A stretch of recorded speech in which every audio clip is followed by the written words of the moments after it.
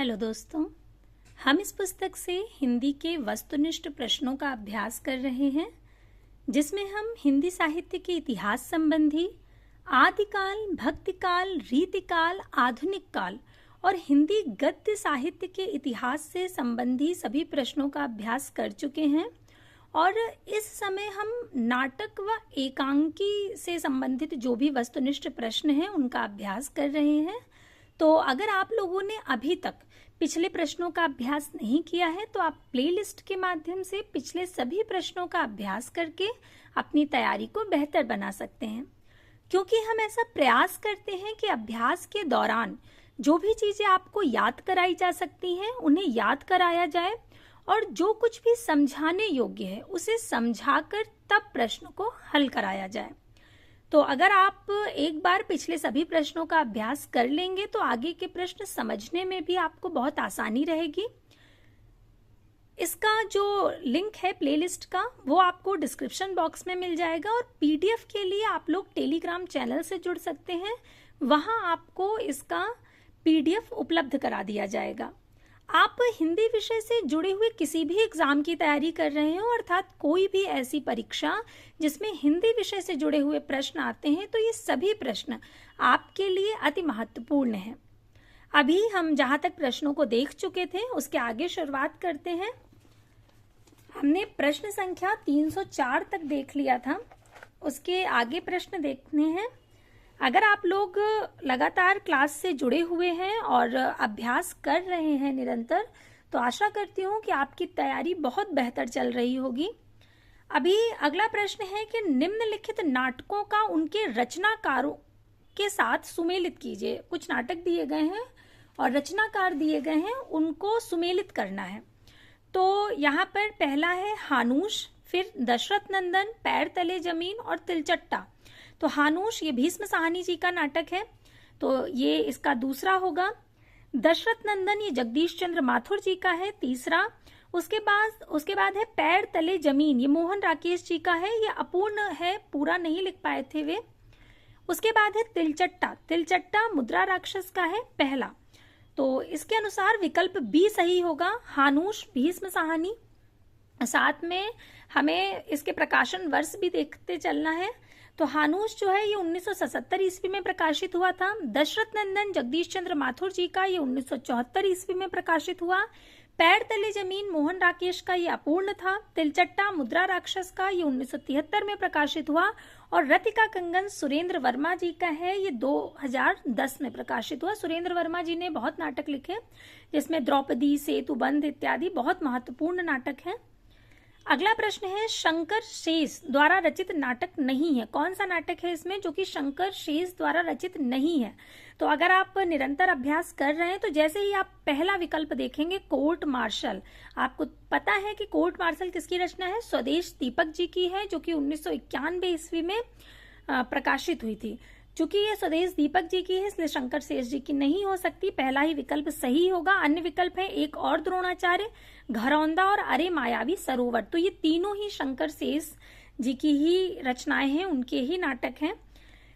फंदी, एक और द्रोणाचार्य, घरौंदा, अरे मायावी सरोवर, रक्त बीज, बंधन, अपने अपने चेहरे, कोमल गांधार, खजुराहो का शिल्पी, पोस्टर, बिन बाती के दीप, आधी रात के बाद, ये सभी शंकर शेष जी के प्रसिद्ध नाटक हैं। जबकि नाटक बाल भगवान, कोर्ट मार्शल, जलता हुआ रथ, सबसे उदास कविता, काल कोठरी, ये सभी रचनाएं स्वदेश दीपक जी के नाटक हैं। कोर्ट मार्शल का सन ध्यान रखिएगा 1991 ईस्वी, बहुत पूछा जाता है। इसके अतिरिक्त एक और द्रोणाचार्य शंकर शेष जी का बहुत महत्वपूर्ण नाटक है, जो कि दो समानांतर कथाओं को लेकर के चलता है, 1977 ईस्वी में प्रकाशित हुआ था। अगला प्रश्न है निम्नांकित गीत नाट्यों का प्रकाशन वर्ष के अनुसार सही अनुक्रम क्या होगा? कुछ नाटक दिए गए हैं और प्रकाशन वर्ष के अनुसार उनको लगाना है। तो इसमें सबसे पहले उदय शंकर भट्ट जी का मत्स्यगंधा आएगा, जो कि 1937 ईस्वी में प्रकाशित हुआ था। धर्मवीर भारती का अंधा युग, इसे हम बहुत बार देख चुके हैं कि 1955 ईस्वी में प्रकाशित हुआ है ये। दुष्यंत कुमार का एक कंठ विस्पाई 1963 ईस्वी। भारत भूषण अग्रवाल का अग्निलीक 1976 ईस्वी। तो इसके अनुसार विकल्प डी सही होगा, मत्स्यगंधा, अंधायुग, एक कंठ विस्फाई और फिर अग्निलीक। डॉक्टर नगेंद्र ने गीत नाट्य को भाव नाट्य की संज्ञा दी है। यह तथ्य बहुत महत्वपूर्ण है, बहुत बार परीक्षाओं में पूछा जाता है कि किसने गीत नाट्य को भाव नाट्य की संज्ञा दी है। तो आपको ध्यान रखना है कि डॉक्टर नगेंद्र ने गीत नाट्य को भाव नाट्य की संज्ञा दी है। इसके बाद प्रश्न है कि अनघ नाटक किस कवि ने लिखा है। भारतेंदु हरिश्चंद्र ने, मैथिली शरण गुप्त ने, सुमित्रानंदन पंत ने या राम कुमार वर्मा जी ने। तो विकल्प बी सही होगा, मैथिली शरण गुप्त। अनघ नाटक मैथिली शरण गुप्त जी का है। मैथिली शरण गुप्त जी की एक बहुत प्रसिद्ध कृति भारत भारती, जिस पर उन्हें राष्ट्र कवि की उपाधि जिस कृति के कारण मिली थी महात्मा गांधी जी से, तो उसका प्रकाशन वर्ष क्या है, 1912 ईस्वी। जब हमने मैथिली शरण गुप्त जी को पढ़ा था तब इसे विस्तार से समझा था और देखा था। तो जो भी आपको मैथिली शरण गुप्त जी से संबंधित जो भी बातें पता हैं, जो भी तथ्य मालूम है आपको, तुरंत आपको उन्हें अपने मस्तिष्क में दोहराना है, तभी आपका अभ्यास बहुत बेहतर हो सकेगा। तो भारत भारती कब प्रकाशित हुई थी, 1912 ईस्वी में। अनघ नाटक कब प्रकाशित हुआ, 1925 ईस्वी में। मैथिली शरण गुप्त के द्वारा लिखा गया ये गीत नाट्य है। भारत जननी नाटक 1877 ईस्वी में प्रकाशित हुआ। भारतेंदु जी के द्वारा लिखा गया ये हिंदी का पहला मौलिक ओपेरा गीत नाट्य है। पंत जी के बचपन का नाम गोसाई दत्त था। इन्हें संवेदनशील इंद्रिय बोध का कवि कहा जाता है। इनके जो प्रमुख नाटक हैं वे हैं ज्योत्सना, रजत शिखर, सौवर्ण, शिल्पी, मानसी, अतिमा इत्यादि।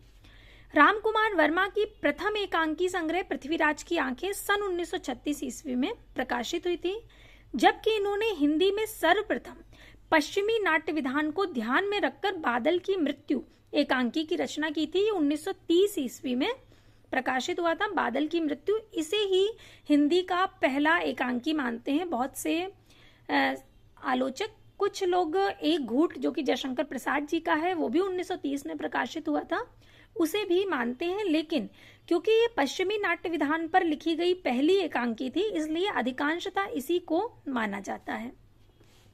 अगला प्रश्न है कि निम्नलिखित में से कौन सा नाटक सुरेंद्र वर्मा का नहीं है। एक दूनी एक, सेतुबंध, मादा कैक्टस, कैदे हयात। तो यहाँ पर मादा कैक्टस विकल्प बी सही होगा। ये सुरेंद्र वर्मा जी की कृति नहीं है, ये लक्ष्मी नारायण लाल जी की कृति है। सुरेंद्र वर्मा जी के नाटक बहुत प्रसिद्ध हैं। जैसे हम लोगों ने जयशंकर प्रसाद जी के नाटक क्रम से याद किए थे उसके प्रकाशन वर्ष के अनुसार, उसी तरह से आपको बताया था कि सुरेंद्र वर्मा जी के भी नाटक बहुत महत्वपूर्ण हैं। अगर आपको इन्हें याद करने में समस्या आ रही हो तो आप बता सकते हैं, इन्हें भी अलग से विस्तार से आपको समझाया जाएगा। अगर आपको कोई समस्या आ रही हो तो आप बताइएगा अवश्य, हम प्रयास करेंगे कि इसे भी आपको विस्तार से समझाकर याद करा दिया जाए। अगला प्रश्न है कि विष्णु प्रभाकर के नाटकों का प्रकाशन वर्ष के अनुसार सही अनुक्रम क्या है। तो जो भी विष्णु प्रभाकर जी के नाटक हैं उसके अनुसार सबसे पहले डॉक्टर, उसके बाद युगे युगे क्रांति, उसके बाद टूटते परिवेश और उसके बाद आएगा सत्ता के आर पार। विकल्प डी सही होगा, क्योंकि डॉक्टर 1958 ईस्वी में प्रकाशित हुआ, युगे युगे क्रांति 1969 ईस्वी में, टूटते परिवेश 1974 ईस्वी में, कुहासा और किरण 1975 ईस्वी में, डरे हुए लोग ये 1978 ईस्वी में, वंदनी 1979 ईस्वी में और अब और नहीं ये 1981 ईस्वी में, सत्ता के आर पार 1981 और श्वेत कमल 1984 ईस्वी में प्रकाशित हुआ था। इसमें आप लोगों को जो भी सन आते जाएं, अधिक से अधिक आप क्या करिए उसे याद करते हुए चलिए। किसी बात के माध्यम से आप इसको याद रख सकते हैं। जैसे एक उदाहरण के स्वरूप मैं आपको बता दूं, उदाहरण स्वरूप जैसे कि डॉक्टर नाटक है, ये विष्णु प्रभाकर जी का है, तो इसे आप कैसे याद रखेंगे कि ये 1958 ईस्वी में प्रकाशित हुआ था। तो 1900 के बाद ही प्रकाशित हुआ है, ये तो एक साधारण सी बात है, आप समझ जाएंगे, क्योंकि आधुनिक काल की बात है तो बहुत पहले तो नहीं होगा, 1900 के बाद ही होगा। और डॉक्टर नाटक जो है ये विष्णु प्रभाकर जी का है, तो इसे आप ऐसे याद रख सकते हैं। मान लीजिए हमने कहा कि डॉक्टर कितने से कितने बजे तक बैठते हैं, तो आपने कहा कि 5 से 8। डॉक्टर कितने से कितने बजे तक बैठते हैं, 5 से 8 बैठते हैं। ये बात आप बिल्कुल अपने मस्तिष्क में बिठा लीजिए। जब भी आपसे कोई पूछे कि डॉक्टर कितने बजे से कितने बजे तक बैठते हैं, तो आपको बस ये संख्या याद रखनी है कि 5 से 8 डॉक्टर बैठते हैं। तो 5 से 8 आपको ये 5 और 8 याद रखने हैं, बस इसके आगे 19 और लगा लीजिए, तो ये हो गया 1958 ईस्वी। तो जो डॉक्टर नाटक है ये कब प्रकाशित हुआ? 1958 ईस्वी। इस तरह से आप याद रख सकते हैं। और अगर आपको ये भी नहीं याद है कि डॉक्टर विष्णु प्रभाकर जी का नाटक है, तो आप इसमें एक अपना जो आपका वाक्य है कि डॉक्टर 5 से 8 बैठते हैं, उसमें आप ये चीज और जोड़ लीजिए कि डॉक्टर विष्णु, कौन से डॉक्टर? डॉक्टर विष्णु जो हैं वे 5 से 8 बैठते हैं या 5 से 8 मरीजों को देखते हैं। कुछ भी आप इस तरह से याद रख सकते हैं कि डॉक्टर नाटक विष्णु प्रभाकर जी का है, जो कि 5 से 8 अपने क्लिनिक में, अपने अस्पताल में वे बैठते हैं। इस तरह से आप इसको याद रख सकते हैं। इसी तरह से आपको सन याद रखने हैं। आशा करती हूँ कि अब आप ये तो नहीं भूलेंगे कि डॉक्टर नाटक कब प्रकाशित हुआ था? 1958 ईस्वी में।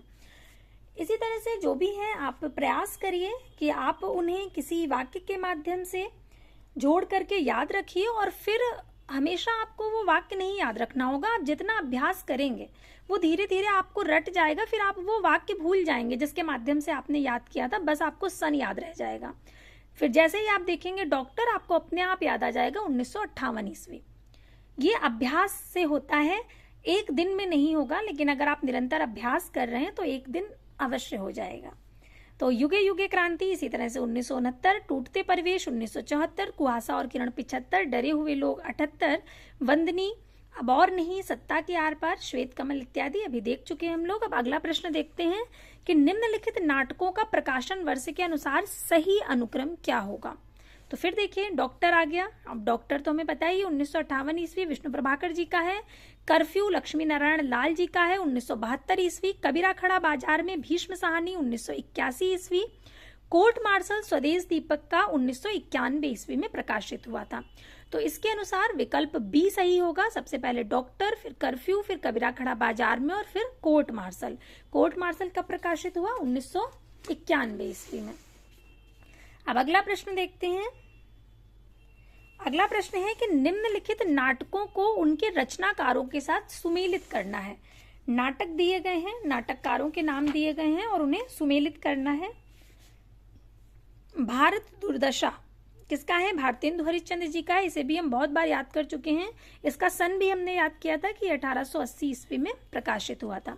भारत दुर्दशा भारतेंदु हरिश्चंद्र जी का नाटक है। मयंक मंजरी किशोरीलाल गोस्वामी जी का है। इसको हमने ऐसे याद किया था कि मंजरी और किशोरी मित्र हैं, आपस में दोस्त हैं, मंजरी और किशोरी। तो जैसे ही मंजरी शब्द आएगा आपको तुरंत किशोरी शब्द याद आ जाएगा। मयंक मंजरी किशोरीलाल गोस्वामी जी का है। इसके बाद है रुक्मिणी परिणय, ये हरिऔध जी का है। सीता वनवास ज्वाला प्रसाद मिश्र जी का है। सज्जन प्रसाद जी का नाटक है। सज्जन का प्रकाशन वर्ष 1910 ईस्वी है, और इसे हमने ऐसे याद किया था कि सज्जन लोग बहुत कम बचे हैं समाज में, मात्र 10 के आसपास, इस तरह से कुछ करके हमने याद किया था, और 1910 इसका प्रकाशन वर्ष है। तो इसके अनुसार जो विकल्प बी है वो बिल्कुल सही होगा। अगला प्रश्न है कि निम्नलिखित में से दो समानांतर कथा प्रसंगों पर चलने वाला शंकर शेष का नाटक कौन सा है? तो अभी जब हमने प्रश्न की शुरुआत की थी, जब ये आया था, तब आपको बताया था कि एक और द्रोणाचार्य जो नाटक है ये दो समानांतर कथा प्रसंगों को लेकर के चलता है। विकल्प सी सही होगा, एक और द्रोणाचार्य। ये जो शिक्षा जगत की विसंगतियां हैं उनको लेकर के लिखा गया नाटक है। पौराणिक कथा को जोड़ते हुए लिखा गया है। यहाँ पर विकल्प सी सही होगा, एक और द्रोणाचार्य। इसके अतिरिक्त जो विकल्प हैं वे हैं कोमल गांधार, पोस्टर, अरे मायावी सरोवर। शंकर शेष द्वारा लिखित नाटक एक और द्रोणाचार्य जो कि 1977 ईस्वी में प्रकाशित हुआ था। कोमल गांधार, पोस्टर, अरे मायावी सरोवर। एक और द्रोणाचार्य दो समानांतर कथा प्रसंगों पर चलने वाला नाटक है। महाभारत कालीन द्रोणाचार्य का पौराणिक मिथ की चित्रण है। शंकर शेष विसंगति बोध के नाटककार है। अब शंकर शेष का जो प्रकाशन वर्ष है 1977, इसे भी आप इस तरह से याद रख सकते हैं जैसे अभी हमने डॉक्टर का प्रकाशन वर्ष याद किया। एक और द्रोणाचार्य नाटक का क्या नाम है? एक और द्रोणाचार्य। तो एक और द्रोणाचार्य का जो प्रकाशन वर्ष है वो क्या है? 1977 ईस्वी।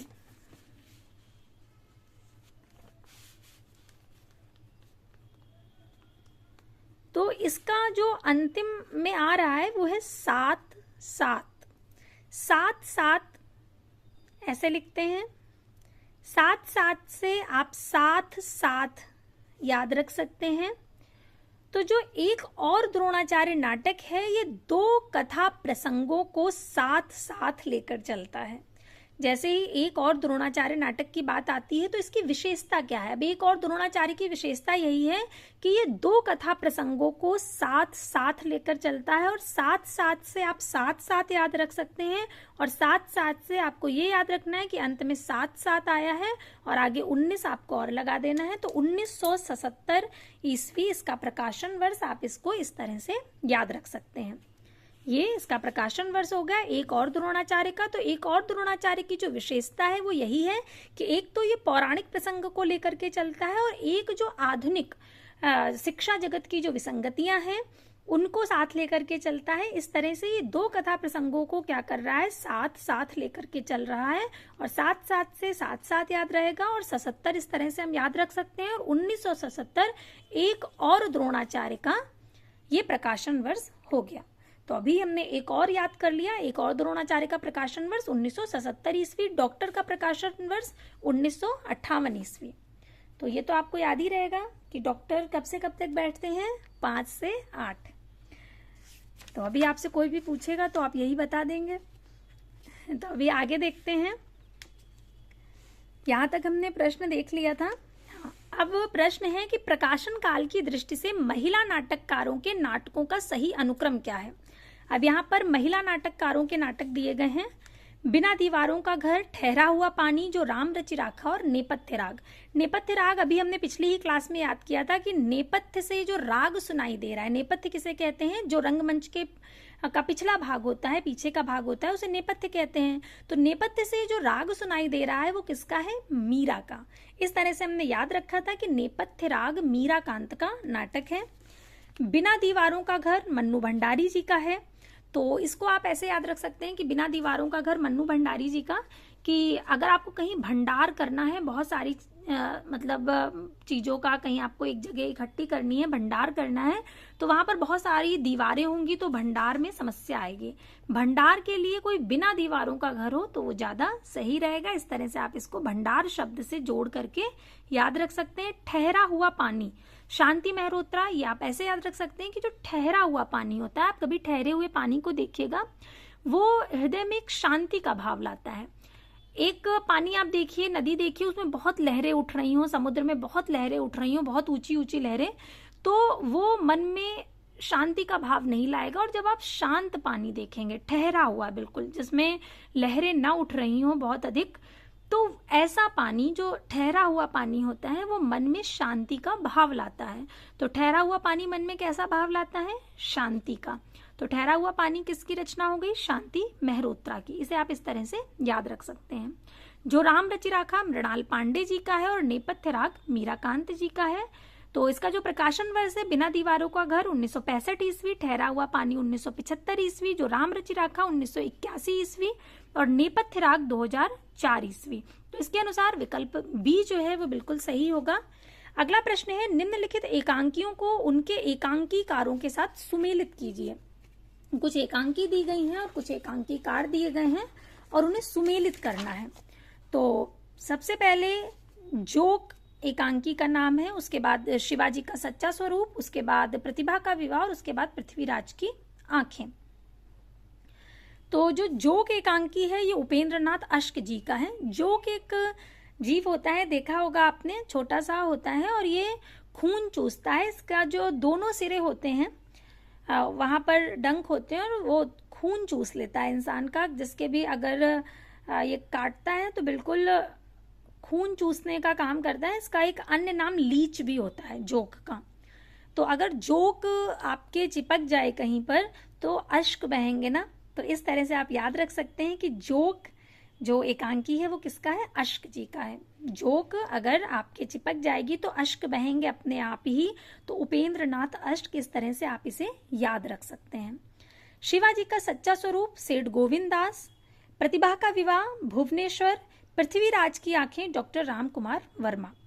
ये एकांकी और एकांकीकार के नाम है। इसके अनुसार विकल्प ए बिल्कुल सही होगा। अगला प्रश्न है, भारतेंदु ने अपने किस नाटक को नाट्य रासक व लास्य रूपक कहा है? तो भारत दुर्दशा, जो कि 1880 ईस्वी में प्रकाशित हुआ था, इसे उन्होंने नाट्य रासक या लास्य रूपक कहा है। विकल्प डी सही होगा। अन्य विकल्प हैं विशस्य विश्वौषधम, नील देवी और अंधेर नगरी। नील देवी का अंधेर नगरी का प्रकाशन वर्ष 1881 ईस्वी है। ये भी बहुत महत्वपूर्ण नाटक है उनका। और भारत दुर्दशा ये 1880 ईस्वी में प्रकाशित हुई थी। भारतेंदु हरिश्चंद्र 1850 से 1885 ईस्वी, ये इनका जीवन काल है। ने नाटक भारत दुर्दशा 1880 ईस्वी को नाट्य रासक व लास्य रूपक कहा है। इस नाटक में भारतवर्ष के तत्कालीन परिस्थिति का चित्रण और अंग्रेजी राज्य की अप्रत्यक्ष निंदा की गई है। भारतेंदु के अन्य नाटक हैं वैदिकी हिंसा, हिंसा नभवती, प्रेम जोगनी, विशस्य विश्वौषधम, चंद्रावली, भारत दुर्दशा, नील देवी, अंधेर नगरी, सती प्रताप इत्यादि। चंद्रावली का प्रकाशन वर्ष 1876 ईस्वी, भारत दुर्दशा 1880, नील देवी 1881 और अंधेर नगरी 1881, सती प्रताप 1883। नील देवी और अंधेर नगरी का प्रकाशन वर्ष एक ही है, 1881। अगला प्रश्न है, निम्नलिखित में से किस नाटक में जातिवाद की समस्या को उठाया गया है? तो कोर्ट मार्शल। कोर्ट मार्शल किसका है? ये स्वदेश दीपक जी का नाटक है, जो कि 1991 ईस्वी में प्रकाशित हुआ था। इसमें सेना के अंदर जातिवाद की समस्या को दिखाया गया है। विकल्प सी सही है।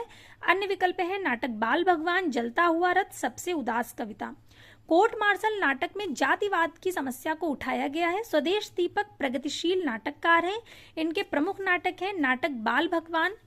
लेखक की इसी शीर्षक की कहानी का ये नाट्य रूपांतरण है। कोर्ट मार्शल ये फौजी जीवन की सच्चाई तथा जातिवाद की समस्या को उठाया गया है। इसमें जलता हुआ रथ ये शोषक और शोषित के बीच का संघर्ष और दर्द दिखाया गया है। इसमें सबसे उदास कविता वर्ग संघर्ष का चित्रण है। इसमें काल कोठरी कलाकार की पीड़ा का चित्रण है। इसमें ये 1999 ईस्वी में प्रकाशित हुआ था।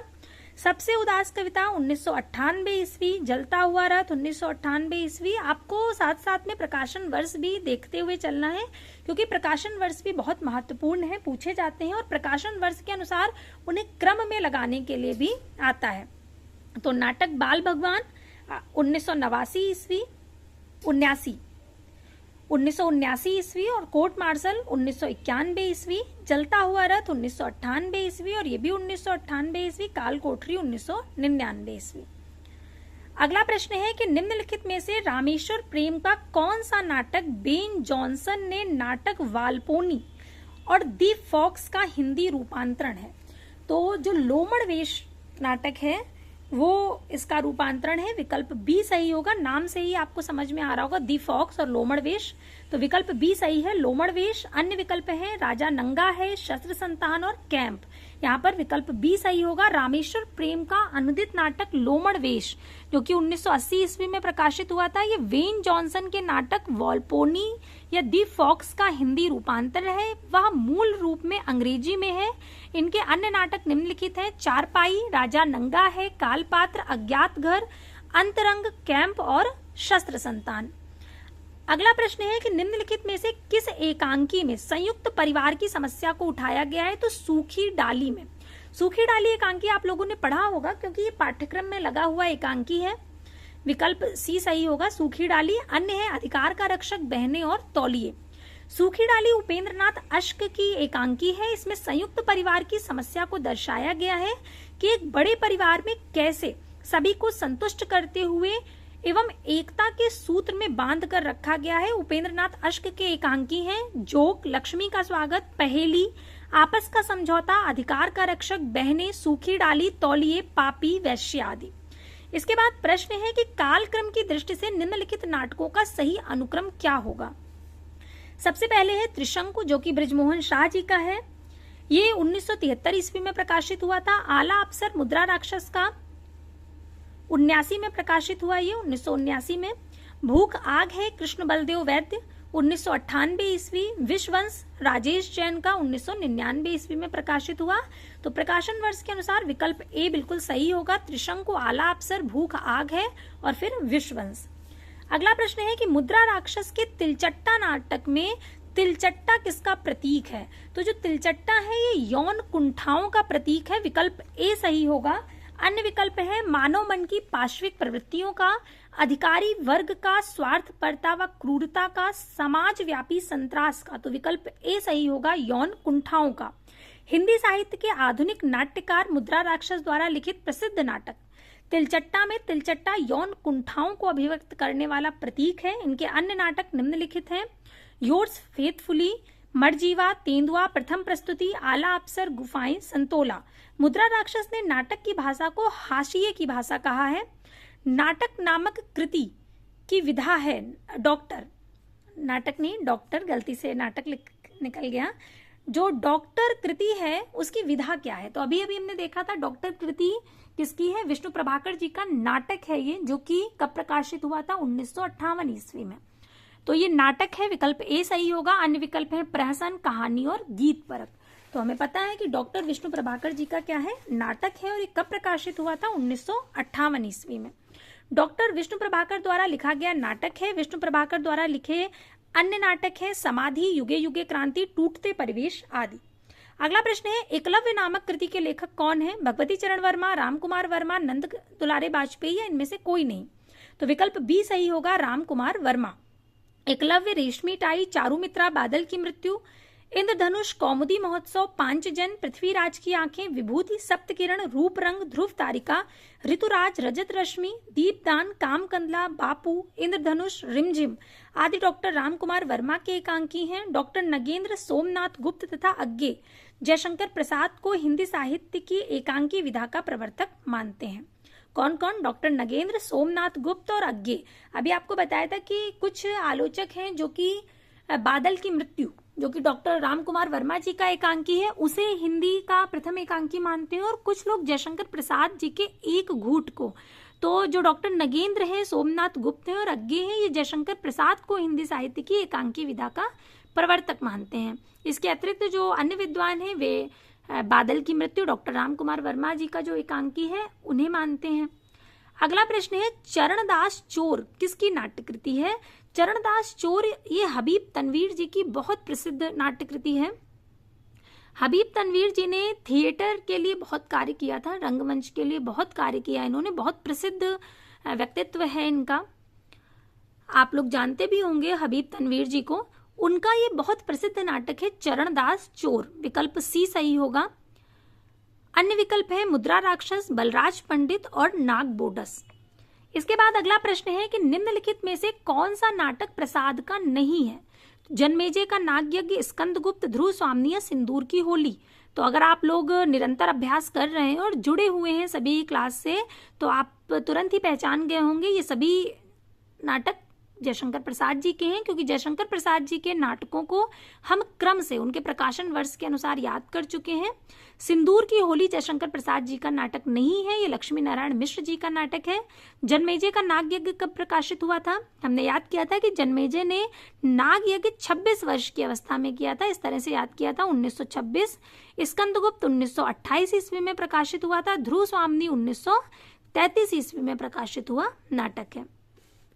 छायावाद के प्रमुख स्तंभ जयशंकर प्रसाद ने न केवल कामायनी नामक महाकाव्य लिखा, वरन नाट्य साहित्य को गरिमा तथा उच्च स्तर प्रदान किया। जयशंकर प्रसाद के प्रमुख नाटक अजातशत्रु, जन्मेजय का नागयज्ञ, स्कंदगुप्त, ध्रुव स्वामी, चंद्रगुप्त तथा एक घूट, ये इनके नाटक हैं। अजातशत्रु 1922 ईस्वी में प्रकाशित हुआ था, एक घूट 1930 ईस्वी में, चंद्रगुप्त 1931 ईस्वी में।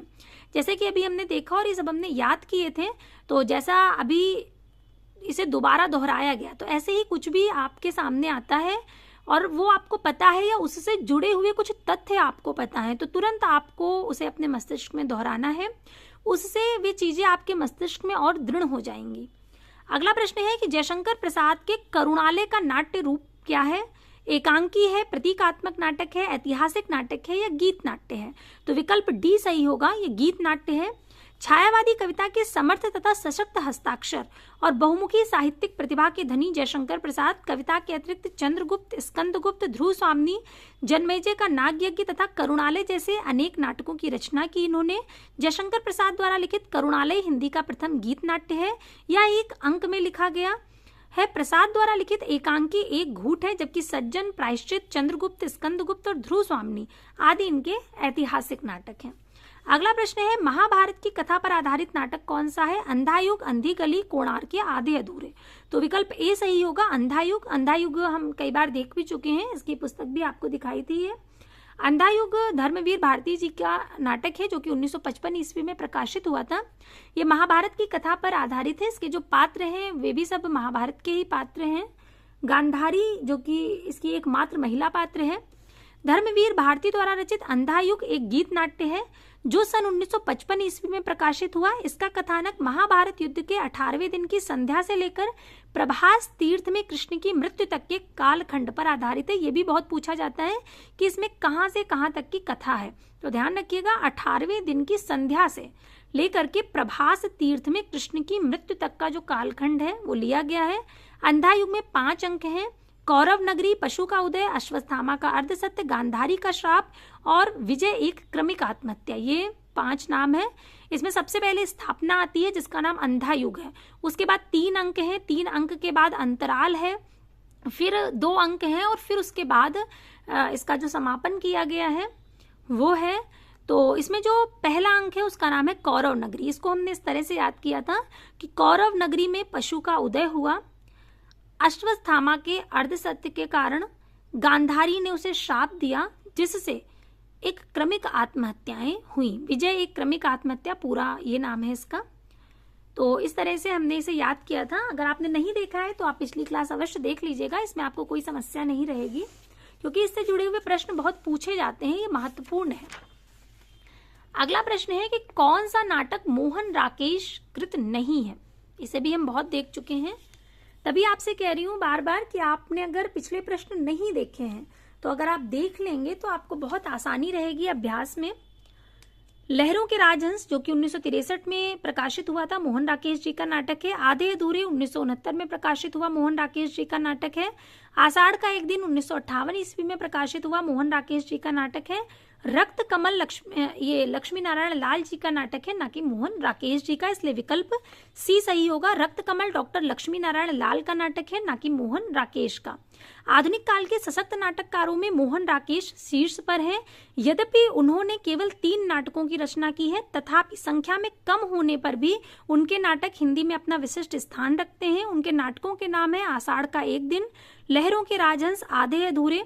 आषाढ़ का एक दिन महाकवि कालिदास के परिवेश, रचना प्रक्रिया, प्रेरणा स्रोत और उनके चूक जाने से संबद्ध कथा को प्रस्तुत करने वाला नाटक है। आधे अधूरे ये मध्यवर्गीय जीवन की विडंबना को प्रस्तुत करने वाला एक सशक्त नाटक है।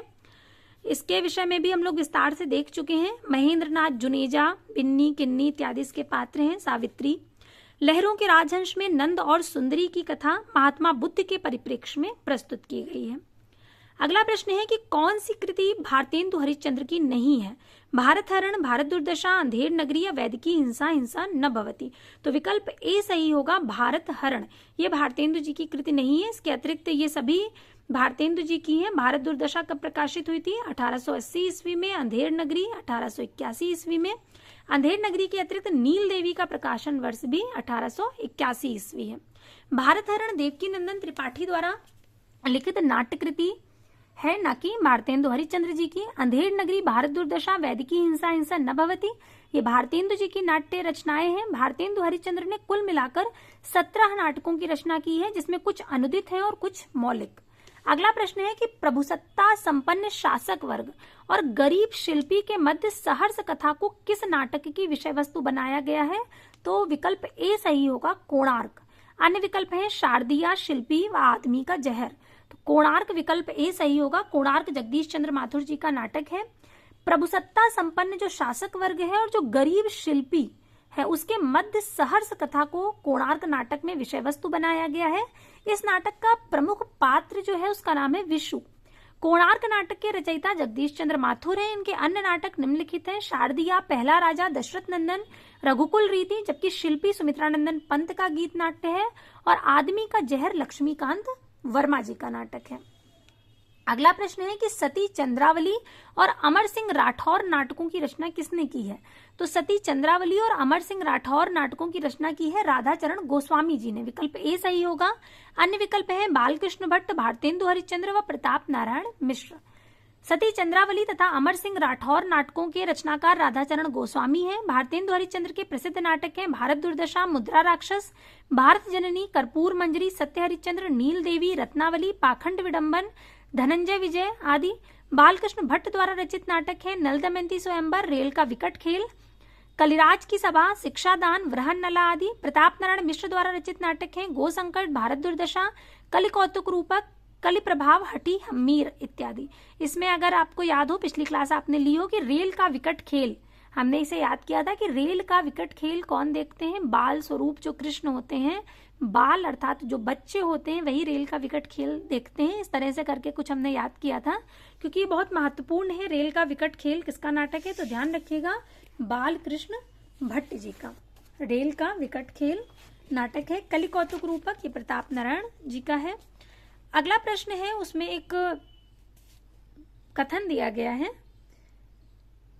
लिखा है कि यदि प्रेम ही जीवन का सत्य है तो संसार ज्वालामुखी है। इस कथन का संबंध किससे है? चंद्रगुप्त कार्नेलिया, ध्रुव स्वामिनी कोमा, चंद्रगुप्त अलका, स्कंदगुप्त वसंत सेना। तो विकल्प ए सही होगा, चंद्रगुप्त कार्नेलिया, क्योंकि ये कार्नेलिया कहती है चंद्रगुप्त से। उपर्युक्त कथन हिंदी छायावाद के प्रमुख कवि जयशंकर प्रसाद द्वारा लिखित नाटक चंद्रगुप्त से है। कार्नेलिया ने सुवासिनी से कहा कि यदि प्रेम ही जीवन का सत्य है तो संसार ज्वालामुखी है। प्रसाद जी ऐतिहासिक नाटककारों की परंपरा में आते हैं। यहाँ पर चंद्रगुप्त इसलिए दिया गया है क्योंकि चंद्रगुप्त के संबंध में है, इसलिए दिया गया है। और इसने कहा किससे था? सुवासिनी से कहा था। ये चंद्रगुप्त नाटक को हम लोग विस्तार से देख भी चुके हैं, इसके जो पात्र हैं वो भी हमने देखे थे, फिर से एक बार देख लेते हैं, क्योंकि चंद्रगुप्त नाटक के पात्र बहुत पूछे जाते हैं कि चंद्रगुप्त नाटक के पात्र निम्न में से कौन से हैं, इसलिए हमें इसके पात्र याद रखने हैं। और वैसे भी बहुत महत्वपूर्ण नाटक है आपके, अगर ये पाठ्यक्रम में है तब तो अवश्य ही आपको इसे पढ़ना चाहिए, और वैसे भी आपको ये नाटक पढ़ना चाहिए। पुरुष पात्र और महिला पात्र ये इसके महत्वपूर्ण है। चाणक्य, चंद्रगुप्त, नंद, राक्षस, वररुचि, शक्टा, रामभीक, सिंहरण, पर्वतेश्वर इत्यादि। और स्त्री पात्रों में अलका, सुवासिनी, कल्याणी, नीला, लीला, मालविका, कार्नेलिया, मौर्य पत्नी और एलिस इत्यादि। तो ये पात्र भी आपको याद रखने हैं, और इसके जो महत्वपूर्ण कथन है बहुत पूछे जाते हैं। अगला प्रश्न है, मादा कैक्टस नाटक किसने लिखा है? रांगे राघव ने, हरिकृष्ण प्रेमी ने, लक्ष्मी नारायण लाल ने या जयशंकर प्रसाद ने? तो विकल्प बी सही होगा, लक्ष्मी नारायण लाल। मादा कैक्टस जो नाटक है लक्ष्मी नारायण लाल जी का है।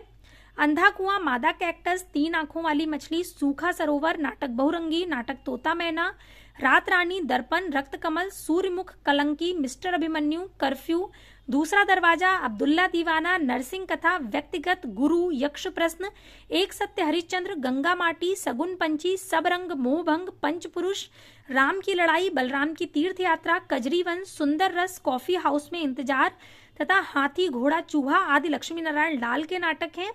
लक्ष्मी नारायण लाल के नाटकों में भौतिकवादी अंधी दौड़ का और मानवीय जीवन की विसंगतियों का यथार्थ चित्रण हुआ है। इसके बाद प्रश्न है, निम्नलिखित नाटककारों में ऐतिहासिक नाटककार कौन से हैं? लक्ष्मी नारायण लाल, डॉक्टर धर्मवीर भारती, उपेंद्र नाथ अश्क या डॉक्टर राम कुमार वर्मा? तो यहाँ पर विकल्प डी सही होगा, डॉक्टर राम कुमार वर्मा। डॉक्टर राम कुमार वर्मा जी ने बहुत सारे ऐतिहासिक नाटक लिखे। इनके जो एकांकी हैं वे भी आप देखेंगे कि ऐतिहासिकता से जुड़े हुए हैं। जो कथा है, जैसे औरंगजेब जो इनका नाटक है, औरंगजेब की आखिरी रात, इस तरह से बहुत से इनके एकांकी, ये इनका एकांकी है औरंगजेब की आखिरी रात। इसके अतिरिक्त भी बहुत से इनके एकांकी और नाटक हैं जो कि ऐतिहासिक हैं। तो विकल्प डी सही होगा। डॉक्टर राम कुमार वर्मा एक ऐतिहासिक नाटककार हैं तथा एकांकी के प्रवर्तक माने जाते हैं। उपेंद्र नाथ अश्क समस्या नाटकों के नाटककार हैं तथा एकांकी में सामाजिक व्यंग्यकार। लक्ष्मी नारायण लाल सामाजिक, ऐतिहासिक और मनोवैज्ञानिक नाटककार हैं। डॉक्टर धर्मवीर भारती गीत नाट्य परंपरा के नाटककार हैं। इसके बाद प्रश्न है कि इनमें से कौन सा नाटक भारतेंदु जी का नहीं है? भारत दुर्दशा, नील देवी, प्रेम योगिनी या रणधीर प्रेम मोहिनी? तो विकल्प डी सही होगा, रणधीर प्रेम मोहिनी। ये भारतेंदु हरिश्चंद्र जी का नाटक नहीं है, अन्य सभी भारतेंदु जी के नाटक हैं, भारत दुर्दशा, प्रेम योगिनी और नील देवी। वैदिकी हिंसा हिंसा न भवति, विशस्य विश्वौषधम, प्रेम जोगिनी, चंद्रावली, भारत दुर्दशा, नील देवी, अंधेर नगरी, सती प्रताप भारतेंदु हरिश्चंद्र जी के मौलिक नाटक हैं, जबकि रणधीर प्रेम मोहिनी, तप्ता संवरण, प्रहलाद चरित, संयोगिता स्वयंवर आदि लाला श्रीनिवास दास जी की रचना है। रणधीर प्रेम मोहिनी को हिंदी का पहला दुखांतक नाटक माना जाता है। ये बहुत महत्वपूर्ण तथ्य है। प्रश्न आता है कि हिंदी का पहला दुखांतक नाटक कौन सा है? तो रणधीर प्रेम मोहिनी, ध्यान रखिएगा। फिर अगला प्रश्न है कि मुद्रा राक्षस नाटक का नायक कौन है?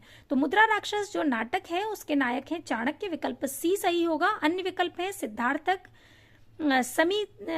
समीधार्थक, चंद्रगुप्त। तो यहाँ पर जो चाणक्य हैं ये मुद्रा राक्षस नाटक के नायक हैं। मुद्रा राक्षस नाटक का नायक चाणक्य है। यह संस्कृत के कवि विशाख दत्त द्वारा रचित 7 अंकों का नाटक है। ये वीर रस प्रधान नाटक है। इनके प्रमुख पात्र हैं नंद, राक्षस, चंद्रगुप्त, मलय केतु, छपड़क, चंदन दास, शंकर दास, कर भक्त आदि। इसका उपजीव्य ग्रंथ जो है वो विष्णु पुराण है। यह राजनीतिक दृष्टि से एक उत्कृष्ट नाटक है। इसके बाद प्रश्न है कि निम्नलिखित में से कौन कार्यावस्था के अंतर्गत नहीं है? ये प्रश्न काव्य शास्त्र से संबंधित आप इसे कह सकते हैं, क्योंकि यहाँ पर नाटक और एकांकी की बात हो रही है, इसलिए यहाँ पर पूछा गया है ये। जब हम काव्य शास्त्र पढ़ते हैं और नाटक एकांकी के तत्व इत्यादि पढ़ते हैं, तब ये प्रश्न आपने देखा होगा कि 5 कार्यावस्थाएं होती हैं: आरंभ, प्रयत्न, प्रत्याशा, नियताप्ति और फलागम। तो यहाँ पर 4 विकल्प दिए गए हैं और पूछा गया है कि इसमें से कौन सी एक कार्यावस्था नहीं है। तो विकल्प डी उत्पाद्य जो है ये कार्यावस्था नहीं है। इसके अतिरिक्त प्रयत्न, प्रत्याशा, फलागम ये सभी कार्यावस्थाएं हैं। 5 कार्यावस्थाएं होती हैं: आरंभ, प्रयत्न, प्रत्याशा, नियताप्ति और फलागम।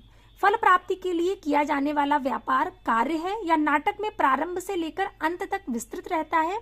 इस विस्तार के 5 भाग दिए गए हैं जिन्हें कार्यावस्था कहते हैं। इसके बाद प्रश्न है कि इनमें से कौन सी भारतेंदु की रचना नहीं है? वैदिकी हिंसा हिंसा न भवति, पद्मावती, विशस्य विश्वौषधम या बादशाह दर्पण। तो पद्मावती ये भारतेंदु जी की रचना नहीं है। इसके अतिरिक्त सभी भारतेंदु जी की रचना है, इसलिए विकल्प बी सही होगा। पद्मावती भारतेंदु जी की रचना नहीं है, बल्कि ये बालकृष्ण भट्ट का नाटक है। जबकि वैदिकी हिंसा हिंसा न भवति, विशस्य विश्वौषधम, बादशाह दर्पण, सत्य हरिश्चंद्र, चंद्रावली, भारत दुर्दशा, नील देवी, अंधेर नगरी ये सब भारतेंदु जी की हैं।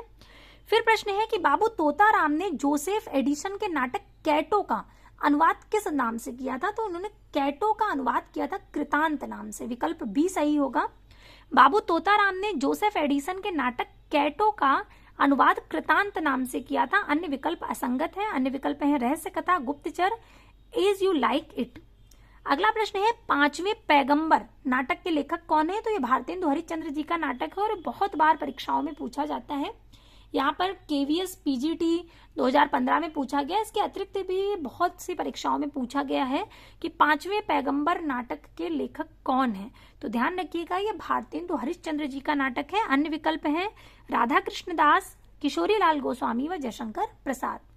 5वें पैगंबर नाटक के लेखक भारतेंदु हरिश्चंद्र हैं। हरिश्चंद्र जी के जो अनुदित नाटक हैं वे हैं चंद्रावली, विद्या सुंदर, पाखंड विडंबन, धनंजय विजय, मुद्रा राक्षस, सत्य हरिश्चंद्र, कर्पूर मंजरी, भारत जननी आदि।